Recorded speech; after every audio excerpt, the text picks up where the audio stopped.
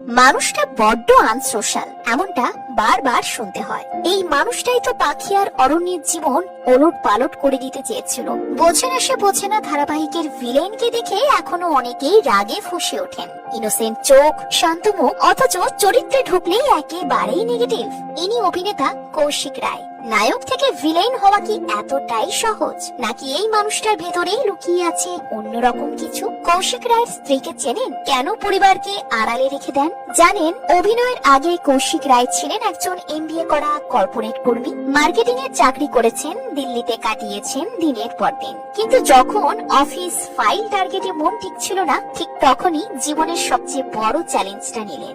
সব ছেড়ে পুরো দমে থিয়েটার। বহরমপুর থেকে পড়াশোনার জন্য 2004 সালে কলকাতায় আসা সেই ছেলেটার নিজের উপর তখনও খুব একটা ভরসা ছিল না। আর ঠিক সেই সময় রাজ চক্রবর্তীর হাত ধরে জোশ ধারাবাহিকে মুখ্য চরিত্র। আর তারপর আর পিছন ফিরে তাকাতে হয়নি। চাপ দাড়ি, কোকড়ানো চুল, একেবারে সাধারণ লোক। এই লোকটাই তো একসময় তাকে আটকে রেখেছিল একই ধাঁচের চরিত্রে। কিন্তু আজ বাঙালি ড্রয়িং রুমে কৌশিক রায়ের আসন প্রায় পাকা। পুণ্যপুকুর, বোঝে না, খড়কুটো, বালিঝড়, আলোর ঠিকানা, একটার পর একটা জনপ্রিয় ধারাবাহিক, বড় পর্দা সিরিজ, সবখানেই নিজের ছাপ রেখেছেন। তবুও জানেন কি, এত পরিচিত মুখ হয়েও প্রচারের আলো থেকে সচেতন ভাবে দূরে থাকেন কৌশিক। কারণ নিজেকে তিনি একজন সীমিত অভিনেতা হিসেবেই ভাবেন।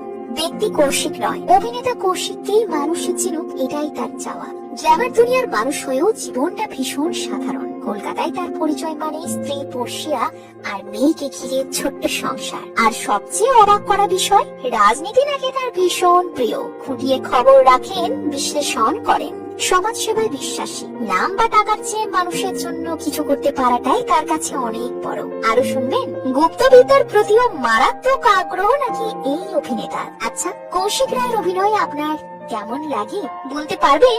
বর্তমানে অভিনেতাকে কোন ধারাবাহিকে দেখা যাচ্ছে? ঝটপট লিখে ফেলুন কমেন্টে।